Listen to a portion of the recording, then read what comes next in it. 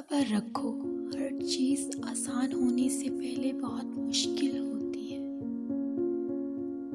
डर अपनी मौत से नहीं, अपनों की मौत से लगता है।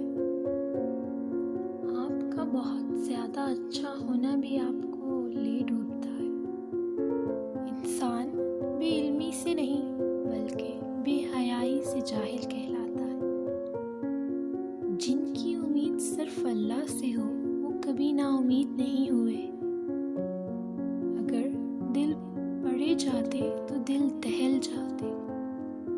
नफरत कुछ नहीं कहती, मोहब्बत मार देती है।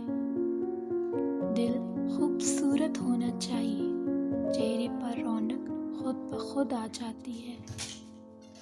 इश्क नहीं सोचता कि माशूक क्या सोचती है। मेरा अचानक शहद से जहर हो जाना चुभता तो होगा। असली इंसान जुबान के पर्दे में छुपा है। उम्मीद कभी ना छोड़ना, कल का दिन आज से बेहतर होगा। आईना जब उठाया करो पहले देखा करो फिर दिखाया करो। लोगों से इनकी अक्लों के मुताबिक गुफ्तगू किया करो। गम किसी तरह का भी हो, हर इंसान के आंसू एक जैसे होते हैं।